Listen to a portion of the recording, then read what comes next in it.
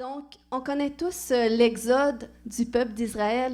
Le mot exode, ça signifie la sortie de masse du peuple d'Israël en Égypte qui s'est fait il y a de nombreuses années passées. Puis, avant que le peuple d'Israël quitte l'Égypte, eh bien, c'est là qu'il y a eu la première Pâque. Lorsque le peuple a dû immoler un agneau, mettre le sang sur les linteaux, afin que l'ange de la mort puisse pas les frapper, puis qu'ils puissent sortir de l'Égypte avec la main de Dieu. Et là, on sait qu'ils sont sortis surnaturellement. Puis là, quelques mois après, il y a eu un autre événement extraordinaire qui s'est produit, c'est que, rendu au mont Sinaï, eh bien, c'est là que Moïse est monté sur la montagne, et là, Dieu est descendu, puis Dieu lui a donné la loi pour le peuple d'Israël. Donc, c'était comme le document légal pour permettre au peuple de pouvoir conserver leur délivrance, parce que là, ils avaient été délivrés de tous les démons d'Égypte.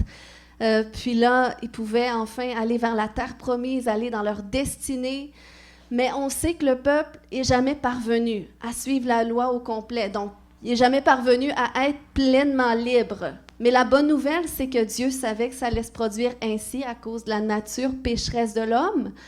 Donc, Dieu savait qu'il allait un jour venir en chair et en os pour accomplir lui-même la loi à travers Christ. Amen. Donc, c'est ça que Jésus est venu accomplir jusqu'à la croix, où est-ce qu'il est mort sur la croix à la Pâque, à un certain moment donné, et il est ressuscité 3 jours après.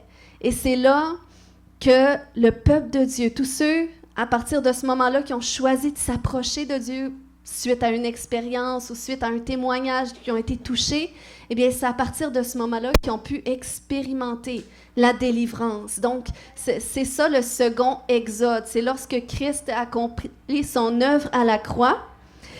Et là, 50 jours après cette Pâque-là, on se souvient de l'histoire, les disciples étaient réunis dans la chambre haute, il y avait 120 personnes qui étaient là.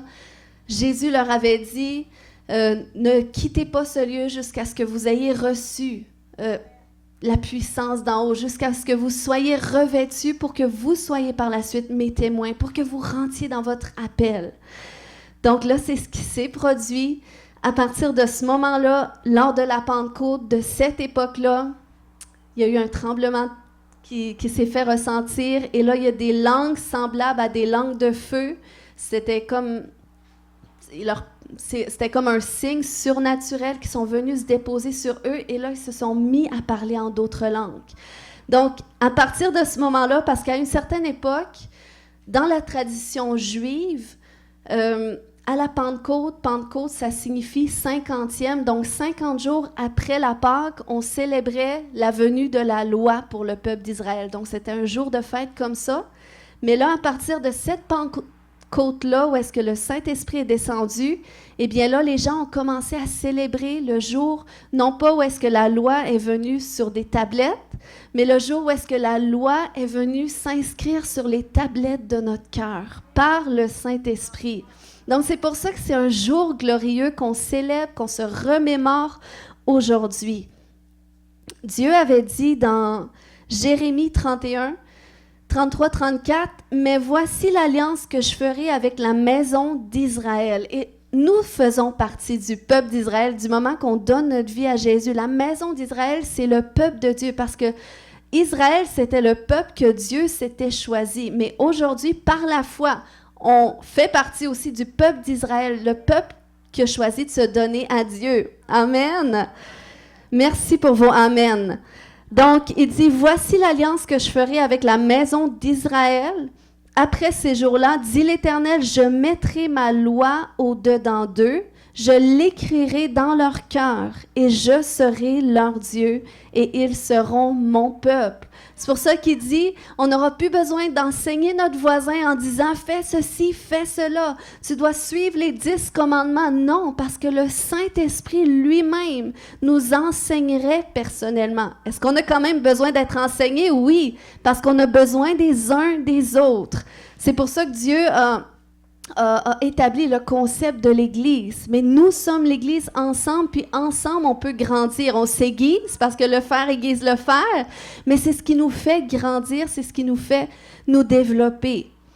Amen. Donc, c'est pour ça qu'on a reçu le Saint-Esprit, puis on est tous appelés, depuis ce temps-là, à vivre une expérience de Pentecôte personnelle, individuelle. Puis c'est des choses qui se sont produites dans la suite des Écritures. Lorsqu'on lit, par exemple, le livre des Actes, on voit à d'autres moments où est-ce que le Saint-Esprit est descendu sur les gens, soit qui recevaient le témoignage de Jésus, soit qui passaient par les eaux du baptême parce qu'ils avaient accepté Jésus. Et là, ils faisaient l'expérience du baptême du Saint-Esprit et ils parlaient en d'autres langues.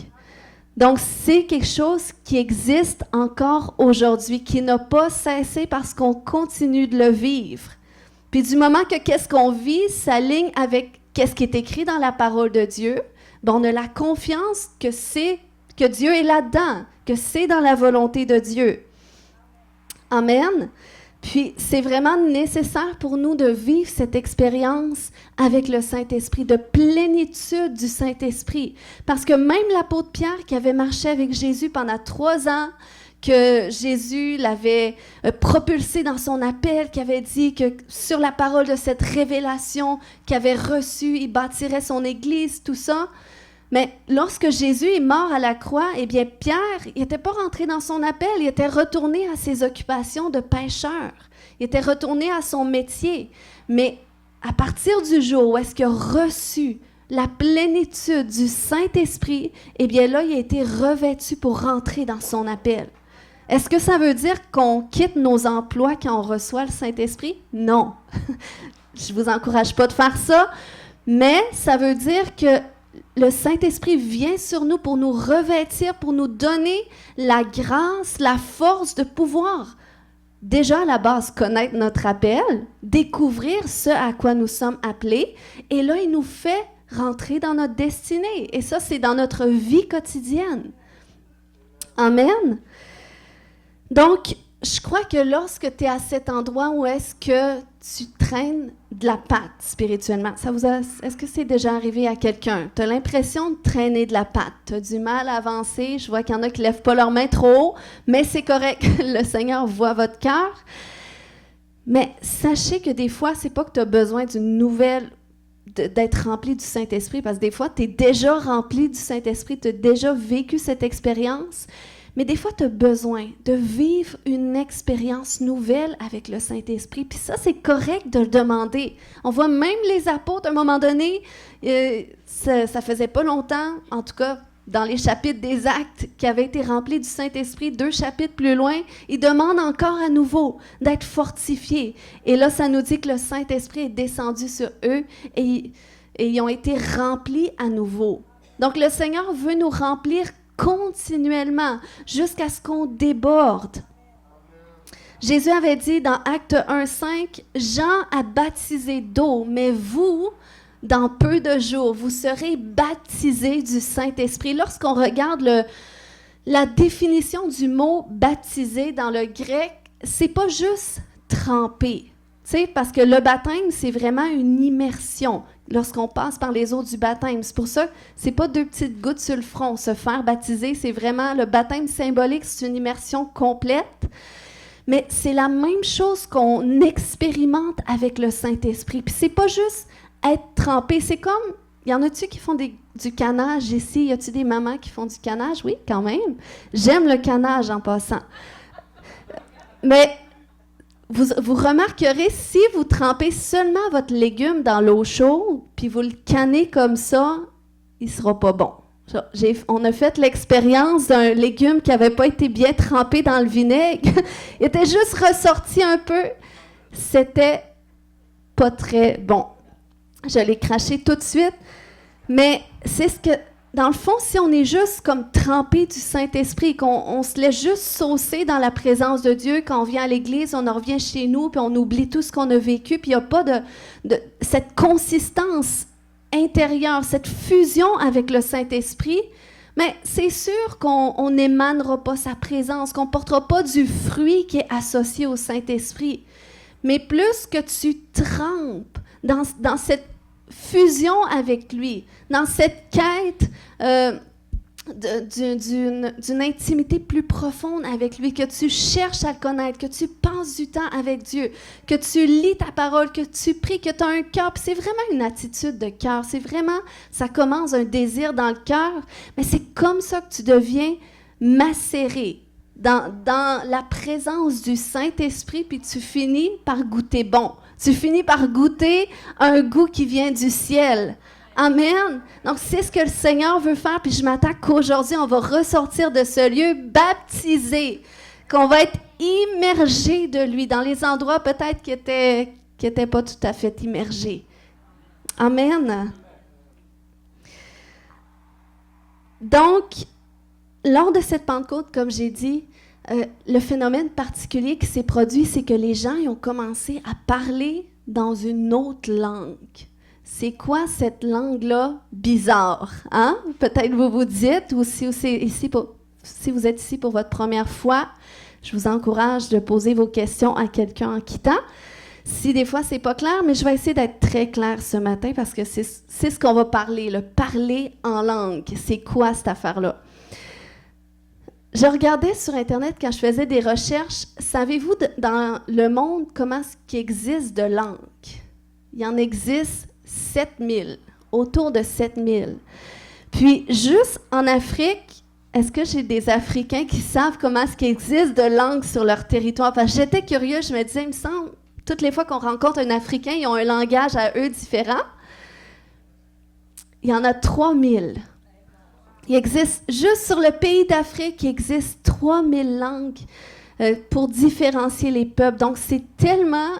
Wow! Tu sais, le fait qu'il y ait beaucoup de langues comme ça, ça disait entre autres dans mes recherches que c'est à cause de certains facteurs, soit historiques, géographiques, sociologiques, qui font en sorte que les peuples, parce qu'il y a beaucoup plus de population que nous, il y a plusieurs pays sur le continent de l'Afrique, puis chaque peuple, chaque territoire, ils ont leur dialecte.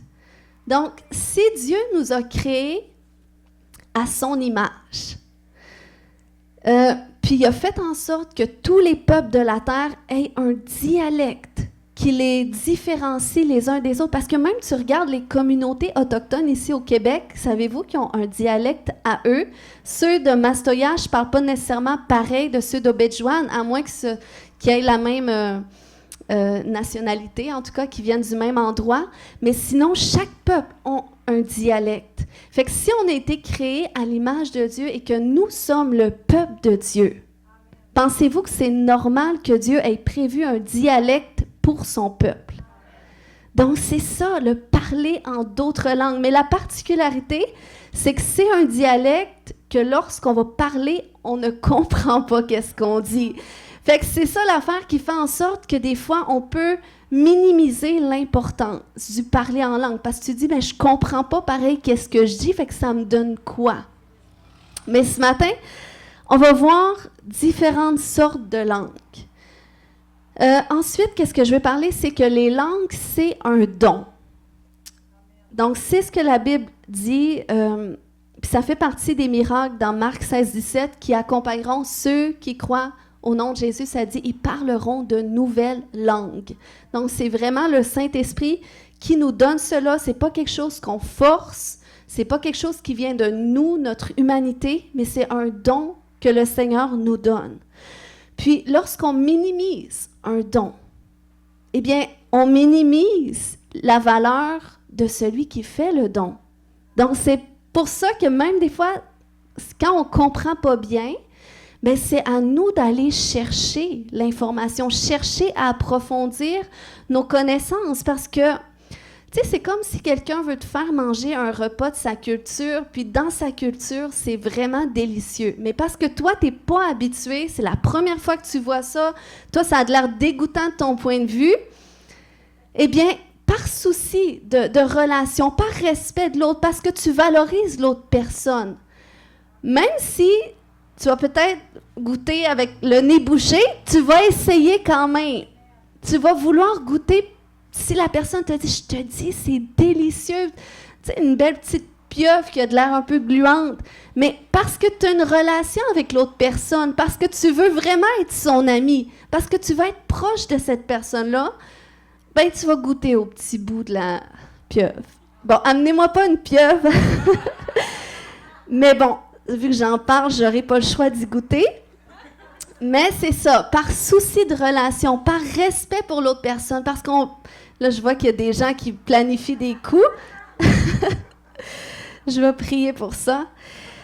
Mais c'est ça, par souci de la relation, eh bien, on va vouloir goûter au repas. Donc, c'est pour ça que la prière en langue, c'est vrai, quand on entend ça, si tu es nouveau dans le Seigneur, tu entends ça, tu te dis, mais c'est quoi ce langage-là? Ou, tu sais, selon les théologies que tu as entendues, ben, peut-être tu peux être fermé lorsque tu entends de la prière en langue parce que tu as des questionnements par rapport à ça.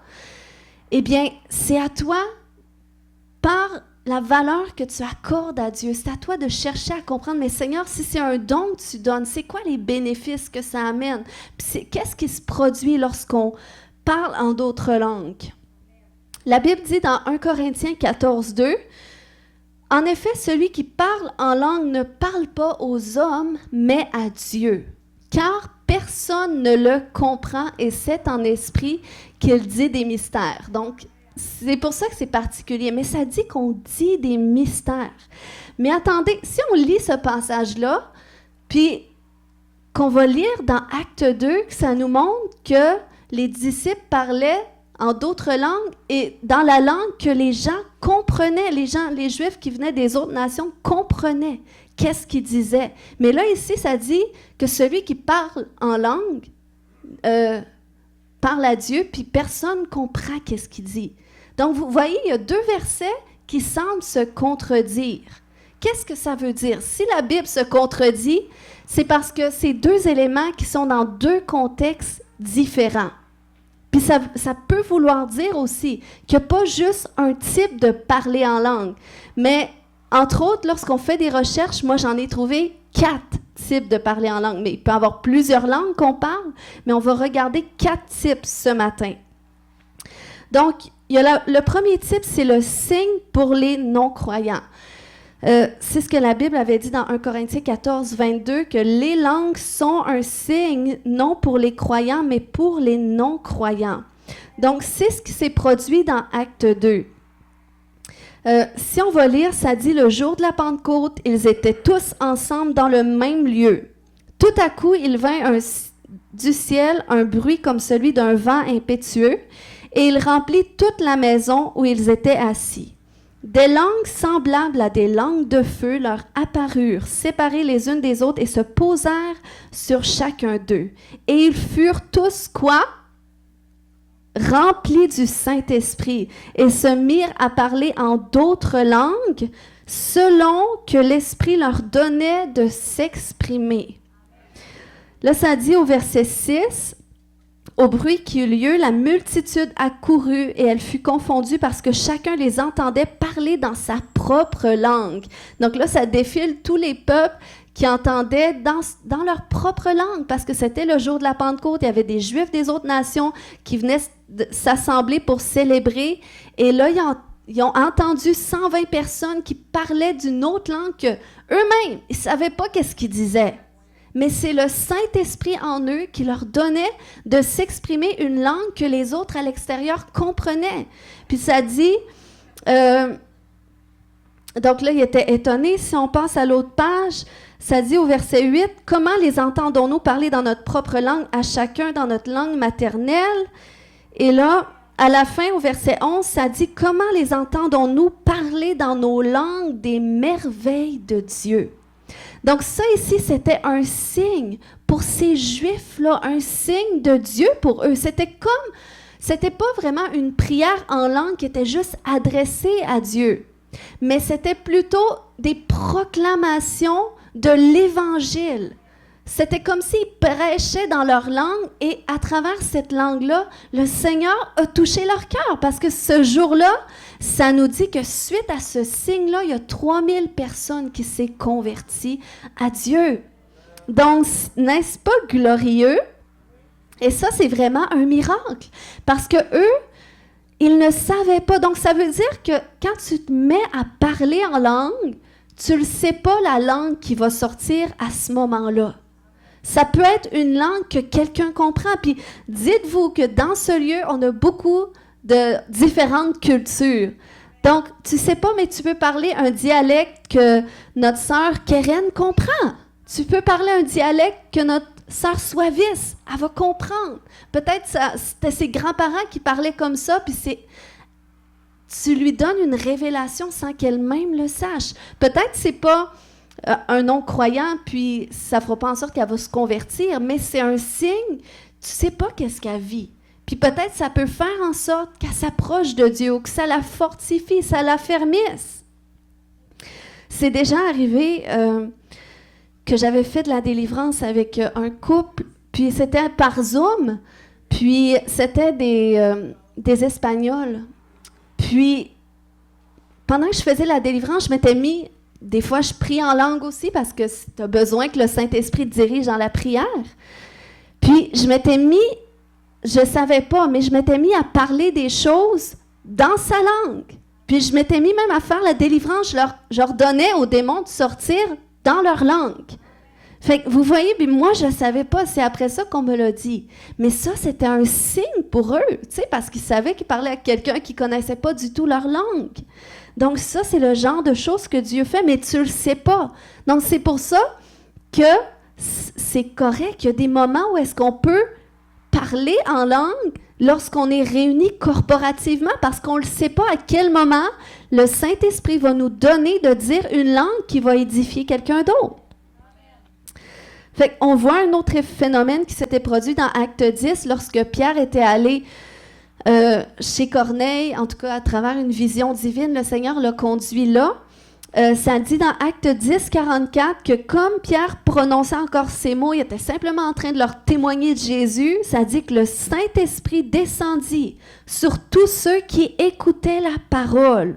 Donc, si tu écoutes la parole aujourd'hui et que ton cœur est ouvert, ton cœur est désireux de vivre la plénitude de qu'est-ce que Jésus veut que tu vives, eh bien, ça nous dit que le Saint-Esprit va aussi descendre sur toi.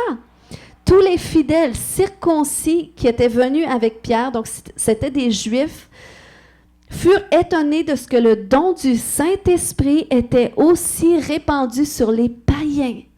Donc, tu n'as pas besoin d'être converti depuis des années pour recevoir le Saint-Esprit. C'est vraiment une disposition de cœur. Si tu dis, ben moi, je veux faire cette expérience-là parce que j'ai donné ma vie à Jésus, le Seigneur veut te le donner.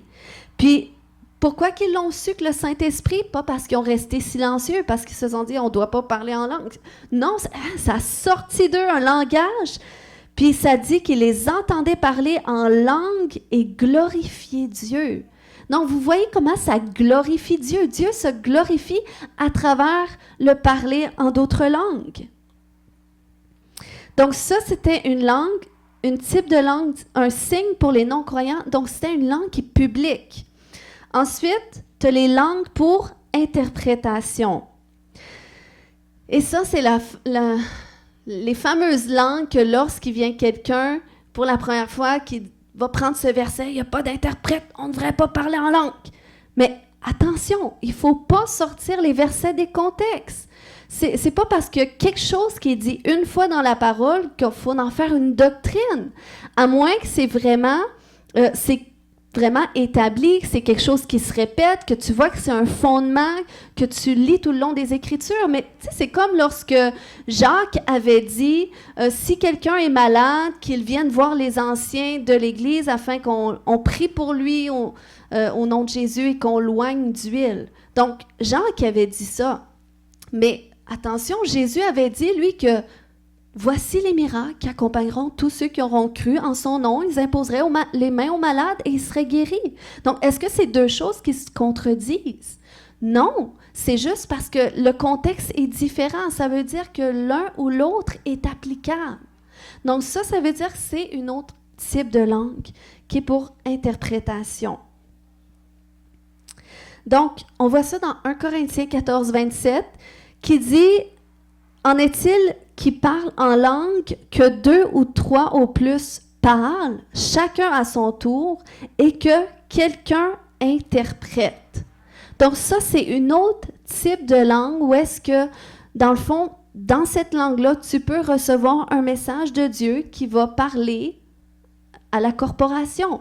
Donc ça, c'est un autre type de langue, qui est différent de Acte 2, parce que dans Acte 2, il n'y a personne qui interprétait. Non, parce que les interlocuteurs comprenaient qu'est-ce qui était dit. Donc ça, c'est une autre type de langue où est-ce que prophétiquement, le Seigneur donne un message, puis il y a quelqu'un qui a le don, parce que la Bible dit qu'il y en a qui ont reçu le don pour interpréter les langues. Donc, tout bonnement, ceux qui ont ce don-là, comment est-ce que ça peut se manifester? C'est que là, tu entends parler quelqu'un en d'autres langues, puis tu as l'impression de comprendre quelque chose à travers ces langues.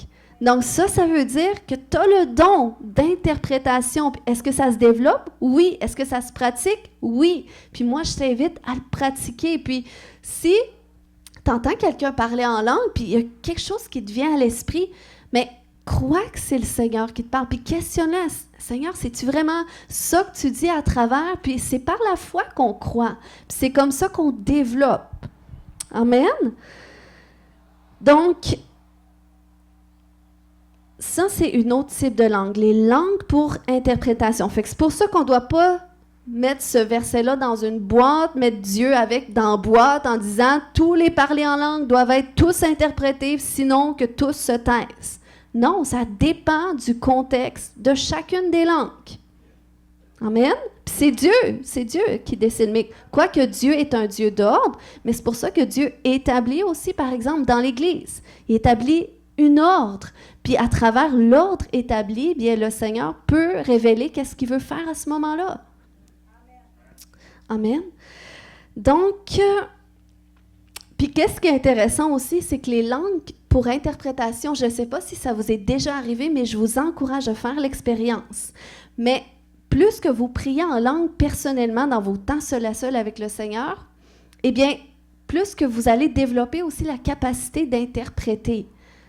Par exemple, tu peux arriver, tu n'as rien à prier, mais tu commences à prier en langue, puis là, tout d'un coup, tu as de l'inspiration, tu te mets à prier sur un sujet.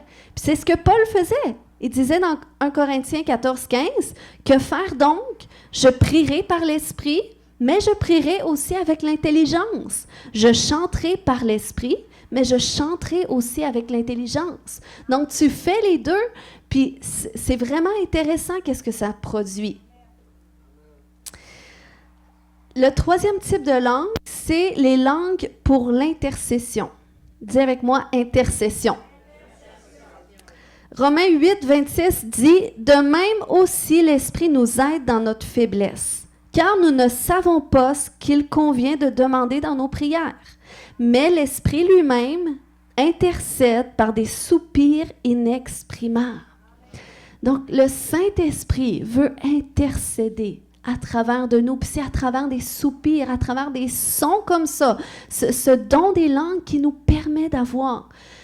Ça facilite tellement la vie de prière, je vous dis. Puis, vu que c'est quelque chose que je pratique souvent dans mon quotidien, la prière en langue, eh bien, je le sais quand que je prie en langue pour intercéder. Parce que c'est un langage qui est différent. C'est comme si c'est un fardeau qui est là tout d'un coup, puis là, tu pries en langue, tu pries en langue, tu pries en langue, puis tu le ressens dans ton esprit, que tu pries pour quelque chose, mais tu ne sais pas quoi.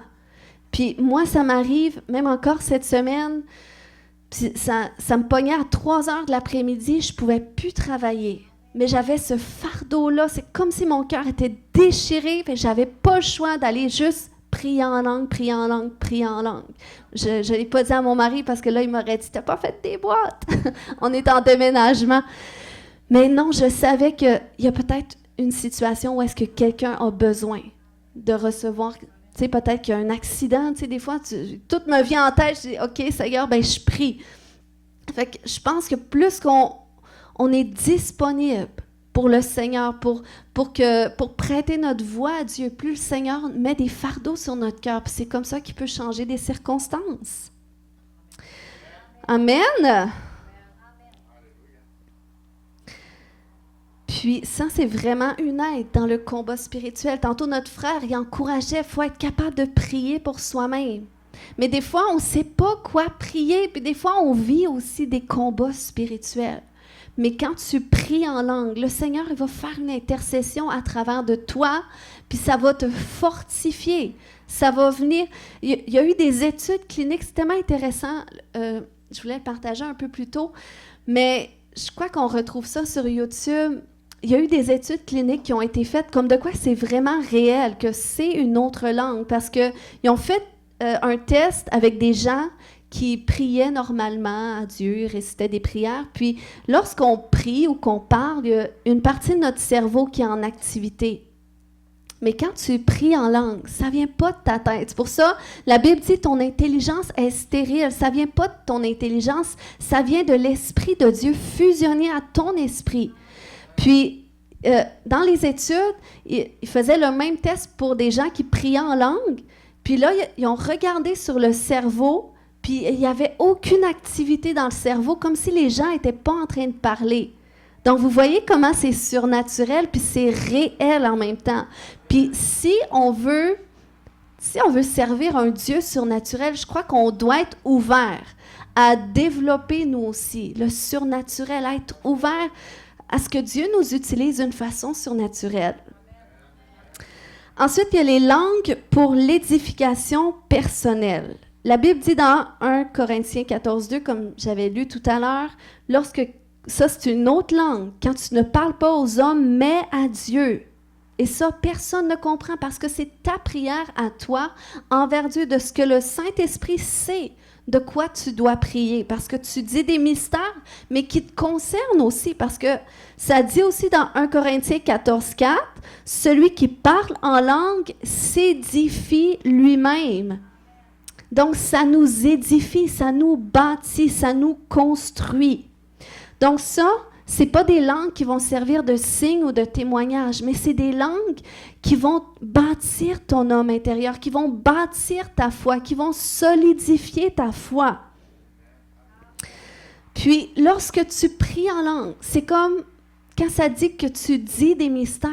Ça veut dire que ça te permet d'aller puiser dans les mystères de Dieu au ciel pour les relâcher sur terre. Donc, n'est-ce pas extraordinaire lorsque tu es à cet endroit où est-ce que tu te questionnes dans quelle direction tu devrais aller parce que tu es dans un dilemme? Eh bien, tu vas prier en langue comme ça, tu vas ouvrir la bouche. Et là, le Seigneur, tu vas voir, puis c'est en douceur, c'est pas comme automatique téléchargement, mais c'est après ça, tu vas voir que là, la clarté vient, ou tout d'un coup, tu étais découragé, tu étais déprimé, mais là, tu pries en langue, puis c'est comme, oh, ça booste ta foi. Après ça, finalement, tu es capable de faire ta journée, tu es capable de faire ta semaine. Donc, on a besoin, parce que nous, on ne sait pas quoi demander, mais l'Esprit de Dieu qui est en nous, qui sonde les profondeurs de Dieu et qui sonde nos profondeurs, sait exactement quoi demander. Puis, soyons honnêtes, il y a beaucoup de gens qui luttent avec la vie de prière. C'est comme après 5 minutes, 10 minutes, ils ne savent plus quoi dire, donc ils font autre chose. Allez pas prier avec vos téléphones, s'il vous plaît. C'est sûr que dès que vous ne savez plus quoi dire, vous allez prendre le téléphone, puis votre temps de prière est gâché. Mais c'est normal de ne plus savoir quoi dire, parce que notre intellect est limité. Donc, c'est pour ça qu'on a besoin du Saint-Esprit. Et lorsque tu pries en langue, eh bien, ça va rallonger ton temps de prière. Puis, tout d'un coup, ça va t'amener d'autres sujets de prière. Tout d'un coup, tu vas avoir à cœur de prier pour une sœur de l'Église. Pour ton grand-père. Tout à coup, tu vas avoir à cœur de prier pour l'école du dimanche. Puis, peut-être qu'il vivait une circonstance. Donc, c'est comme ça que le Seigneur peut t'utiliser. Puis, toi, ça te fait du bien aussi. Amen. La Bible dit dans Proverbe 25 que les desseins dans le cœur de l'homme sont des eaux profondes, mais l'homme intelligent s'est épuisé. Je crois que lorsqu'on prie en langue, c'est comme vu que le Saint-Esprit est en nous, puis ça dit que lorsqu'on a soif de Jésus, qu'on vient à lui, qu'on boive, que des fleuves d'eau vive vont couler de notre sein. Il dit, celui qui croit en moi, des fleuves d'eau vive couleront de leur sein. Mais en même temps, notre cœur, c'est comme des eaux profondes. Et le Saint-Esprit, lorsqu'il est en nous, il nous aide à puiser dans nos profondeurs. C'est pour ça qu'il fait tout un travail de restauration, de transformation, de guérison. Il y a des gens pour qui je prie des fois, puis même des gens qui, oui, vont me contacter pour de la délivrance, mais après ça, c'est comme ils traînent de la patte encore. Pourquoi? Parce que c'est pas qu'ils ont besoin encore du ministère, mais ils ont besoin d'amener le Saint-Esprit dans les profondeurs de leur être. C'est le Saint-Esprit qui va soutenir qu'est-ce que Dieu veut faire dans notre vie. Donc, c'est pour ça qu'on a besoin de rentrer dans cette communion plus profonde avec lui. Puis du moment qu'on est ouvert, qu'on dit, ben moi, Seigneur, tu as des dons pour moi, moi, je veux les recevoir. Il y a ce don surnaturel qui existe, de prière en d'autres langues, mais moi, je veux l'expérimenter. Ça dit que ça m'édifie, mais moi, je vais prier jusqu'à temps que je voie un changement, juste pour te mettre un défi, au défi pour voir est-ce que ça fonctionne vraiment, qu'est-ce qui est écrit dans ta parole. Et tu vas pouvoir en témoigner. Parce que la parole de Dieu, elle est vraie. Amen. Elle ne change pas. De génération en génération, elle subsiste. Amen. Et moi, je crois en le type d'église où est-ce que les 4 types de langues vont être en opération. Que tout d'un coup, on est dans des temps de prière, puis tout d'un coup, il y a quelqu'un qui parle la langue qu'un autre comprend, puis ça lui fait du bien, ça le fortifie, c'est un témoignage pour lui. Ou tu parles en langue, puis ça t'édifie toi personnellement, ça te construit, ça te bâtit. Ou tu pries en langue, puis tout d'un coup, tu as une parole d'encouragement pour ton frère qui est à côté. Donc, on doit être ouvert à se laisser utiliser par Dieu. On doit être ouvert à laisser le Saint-Esprit se manifester comme il le désire. D'une façon ordonnée, oui. Si tout le monde prie en langue tout le temps, peut-être que là, je vais faire une exhortation pour dire, OK, vous voulez parler en langue? Ben là, qu'il y ait 2, 3 qui interprètent aussi, parce que là, peut-être c'est rendu trop intense.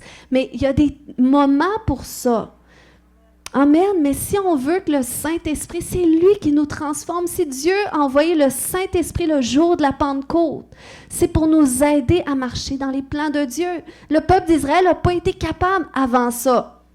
Même s'il y avait des belles tablettes avec des belles lois écrites avec le doigt de Dieu, il n'était pas capable. Mais le Saint-Esprit en nous donne la capacité, nous fait rentrer dans notre appel, dans la volonté de Dieu pour notre vie. Amen. Donc, comment est-ce qu'on peut recevoir le don des langues? Eh bien, tu dois le désirer. C'est vraiment qu'est-ce que la Bible dit. Si quelqu'un désire recevoir le Saint-Esprit, le Père va lui donner. Donc, tu dois le désirer dans ton cœur. Puis ça ne veut pas dire que tu n'as pas encore réussi à parler en d'autres langues, que tu n'es pas rempli du Saint-Esprit.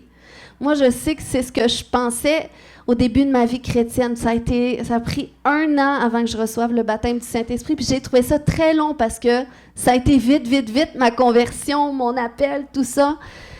Mais je n'étais pas capable. On priait pour moi, puis ça ne marchait pas. Puis je pensais que c'était parce que c'était moi, que le Seigneur ne voulait pas me le donner. Je pensais que c'était ça, puis ça m'attristait parce que je le voulais tellement. Je voulais tout ce que la Bible disait que je pouvais avoir. Mais ça ne fonctionnait pas, mais je le sais que le Saint-Esprit était avec moi parce que j'ai vécu trop de choses extraordinaires suite à cela. Donc, qu'est-ce qui témoigne qu'on est rempli du Saint-Esprit est beaucoup plus associé aux fruits qu'on va porter, aux fruits de l'Esprit, n'est-ce pas? Plus qu'un parler en langue, parce que je crois qu'il y en a des gens pour qui on a prié, qui l'ont déjà en eux. Puis moi, je crois que peut-être je l'avais déjà en moi, mais c'est juste que je n'avais jamais fait le pas de foi pour essayer de l'exprimer. Amen. Donc, la prière en langue, c'est un don que tu reçois par la foi, mais que tu exprimes par ta volonté. Et ça, c'est vraiment important.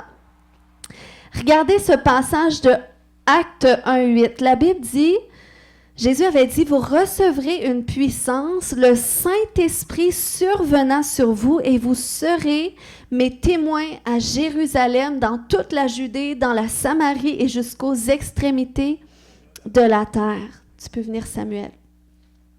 Donc, ici, Jésus, il parle d'une puissance qu'on va recevoir pour témoigner.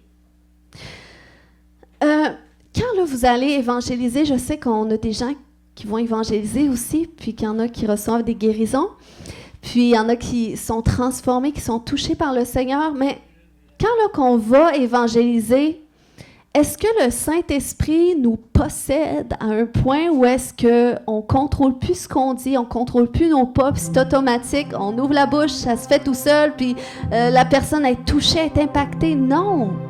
Parce que oui, le Saint-Esprit vient sur nous pour nous revêtir, pour nous donner une puissance pour exercer le ministère qu'on est appelé.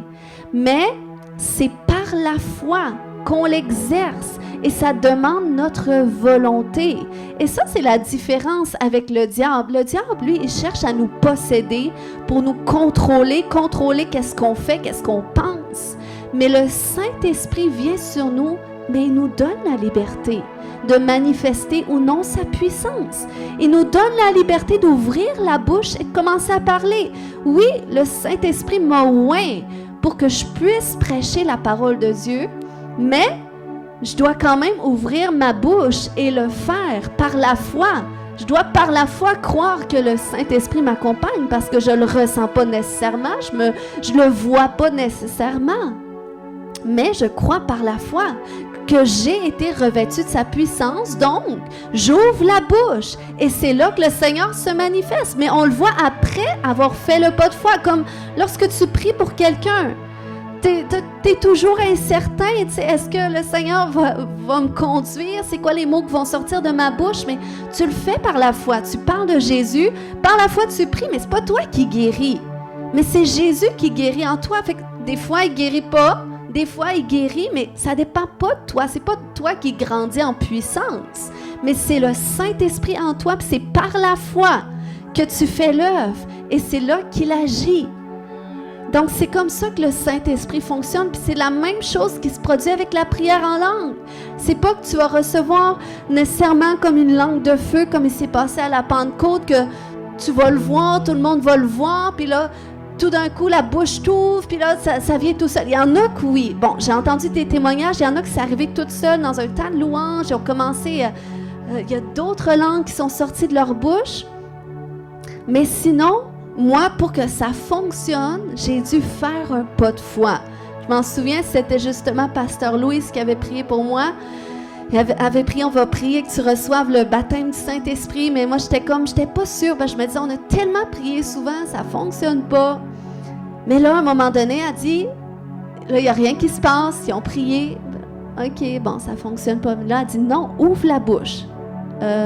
Puis là, elle dit, allez, laisse aller, continue. Puis là, il y a des sons qui sont venus. Puis je répétais toujours la même chose au début. Hein? C'était katapai. C'était juste ça que je répétais. Hein? Pendant quelques semaines, ça a été juste ça. Mais par la foi, je voulais tellement le recevoir que par la foi, j'ai cru que j'ai reçu le Saint-Esprit, même si c'est bizarre qu'est-ce que je dis, mais je le répète tout le temps. Puis c'est comme ça que finalement, il y a un autre langage, à force de le faire. Il y a un autre langage qui est venu. Après ça, il y a d'autres langues. Des fois, même je prie en langue, ça semble tellement une langue qui existe que là, je m'enregistre sur Google Traduction pour voir est-ce que c'est une langue. Mais bon, ils ne parviennent pas à me le dire. Mais des fois, ça fait tellement de sens. Ça me prendrait un interprète. Si vous avez le don d'interpréter, on essaiera. Mais c'est pour ça que ce matin, on va prier. Puis moi, je veux vous encourager parce qu'on ne force pas. On ne veut pas forcer non plus, puis on ne veut pas vous forcer. C'est libre à chacun. Mais tu as quelque chose à dire? À la fin, s'il vous plaît. Je vais juste terminer parce que j'ai presque fini. Mais c'est ça. Ce matin, on va prier, puis c'est vraiment, il faut que vous le désiriez. Si vous voulez recevoir le don des langues, ça doit provenir d'un désir. Puis ensuite, il faut simplement, par la foi, tu crois que tu le reçois, puis tu laisses sortir les sons, pas qu'ils viennent de ta tête. Pense pas à des sons, mais laisse-les couler de ton esprit, de ton ventre. Des fleuves d'eau vive couleront de son sein. Le sein, c'est le ventre, c'est le centre de l'âme. Puis ça te dit, OK, c'est ça que tu dois faire. OK? Donc, par la foi, tu ouvres la bouche. Fait qu'on va se lever ce matin, on va prier dans un premier temps. La Bible dit dans Actes 3:19, « Repentez-vous donc et convertissez-vous pour que vos péchés soient effacés, afin que des temps de rafraîchissement viennent de la part du Seigneur. Amen. Peut-être que vous avez déjà reçu le baptême du Saint-Esprit. Peut-être que vous avez déjà reçu le baptême du Saint-Esprit, mais je crois que le Seigneur, il veut vous rafraîchir par son esprit. Il veut vous amener dans une expérience plus profonde. Il veut aller puiser dans les profondeurs de votre être pour faire ressortir qu'est-ce qu'il a mis à l'intérieur de vous qui est glorieux, qui est valeureux. Amen. Vous avez de la valeur pour le Seigneur. Mais dans un premier temps, est-ce que tout le monde a déjà donné toute sa vie à Jésus? Si tu n'as jamais fait cette prière pour dire « Seigneur, je veux te donner toute ma vie », c'est la première étape, c'est le premier cadeau que tu veux recevoir. S'il y en a qui n'ont jamais donné toute leur vie à Jésus, levez la main. Comme ça, je sais qu'on prie ensemble. Alléluia. Alléluia. On va faire cette prière tout le monde ensemble. On va dire « Seigneur Jésus, je te demande pardon pour tous mes péchés. Viens dans mon cœur. Viens dans ma vie. Je t'accepte comme Seigneur et comme Sauveur. » Amen. Si tu as fait cette prière, c'est la première étape. Pour être sauvé, tu es sauvé simplement en confessant. Puis maintenant, comme la Bible dit, repentez-vous, convertissez-vous. On va commencer par se repentir. Peut-être, des fois, pour les mauvaises doctrines qu'on a peut-être entendues sur le parler en langue, qui ont peut-être minimisé ce don, ou qui ont peut-être justement ajouté de l'incrédulité dans notre cœur face à ce don, face à l'expression. Donc, Seigneur, on veut se repentir ce matin pour toute incrédulité, Seigneur Dieu. On veut se repentir, Seigneur, d'avoir cru des enseignements qui étaient peut-être erronés ou, Seigneur, qui ont suscité du mépris envers le don des langues. Seigneur, pardonne-nous ce matin. Puis si tu as quelqu'un que tu dois pardonner, qui t'a fait souffrir, c'est important que tu le fasses parce que pour délier notre langue, le Seigneur veut délier notre cœur d'abord. Puis si tu as de l'amertume dans ton cœur, dis seulement au Seigneur, Seigneur, aide-moi à lui pardonner. Aide-moi à la pardonner. Je lui pardonne, Seigneur. Je lui pardonne pas pour excuser qu'est-ce qu'elle a fait, mais je lui pardonne pour que moi, j'aie plus d'amertume dans mon cœur, puis que toi, tu t'en occupes. Alléluia. Seigneur, on se repent de tout péché, on se repent, Seigneur Dieu, pour tout ce qu'on a placé avant toi, Seigneur Dieu, pour la soif des choses de ce monde, Seigneur Dieu, pour la soif de gaspiller notre temps, Seigneur Dieu. Aujourd'hui, c'est notre réalité, puis on se repent, Seigneur. On se repent pour tous ces moments, Seigneur, où est-ce que on est plus attiré, Seigneur, par nos écrans que par toi, Seigneur Dieu. On se repent pour nos cœurs endurcis. Alléluia. Seigneur, on ouvre nos cœurs devant toi aujourd'hui, afin que tu les délies, Seigneur Dieu. Afin que tu les délies pour que tes fleuves d'eau vive puissent venir et puissent couler et sortir de nous. Alléluia. Si tu veux le Saint-Esprit ce matin, dis au Seigneur, donne-moi le Saint-Esprit, donne-moi le don des langues. Alléluia. Est-ce que des gens qui ne parlent pas en d'autres langues ce matin puis qui aimeraient ça? Toi?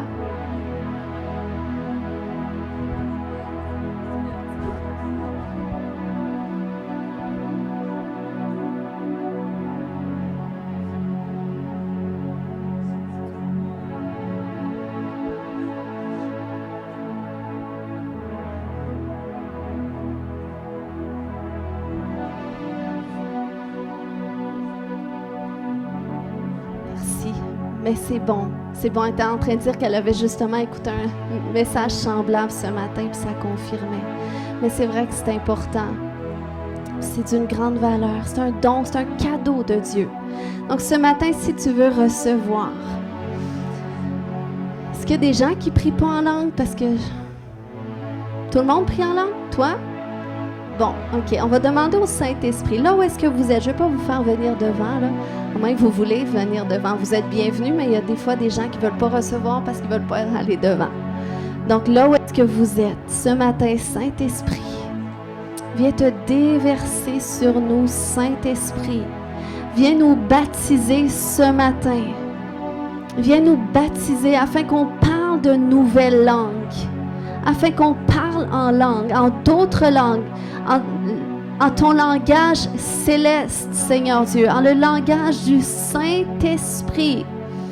Alléluia, Seigneur. On veut prier en d'autres langues. Viens nous baptiser, viens nous immerger. Koyashata marekete. Koyashata. Maintenant, ouvre la bouche, puis laisse sortir les sons qui te viennent à l'esprit. Puis si tu pries déjà en langue, ce matin, crois pour de nouvelles langues. À travers la louange, notre sœur, ce matin, elle appelait des nouvelles langues. Donc, je crois qu'il y a des nouvelles langues qui vont sortir de toi, des langues qui amènent un message de Dieu. Donc, commence à ouvrir la bouche et laisse sortir les sons. Koyashote marekete. Merci Saint-Esprit que tu nous remplis, tu nous baptises, tu nous immerges de toi Saint-Esprit. Koramamamayanda yashete, yote mamayasheketede, yote mareke mamayashanta mareketede, koyashata mareketede, koyashata. Koyashata, ouvre la bouche, tu dois ouvrir ta bouche. Tu dois faire un pas de foi. Le Saint-Esprit ne te force pas. Donc, c'est par ta volonté que tu dois laisser sortir les sons qui viennent. Et alors que tu continues de prier, si tu n'étais pas convaincu que c'était le langage du Saint-Esprit, je déclare qu'il y a une conviction ce matin qui vient dans ton cœur. Koremayeshete.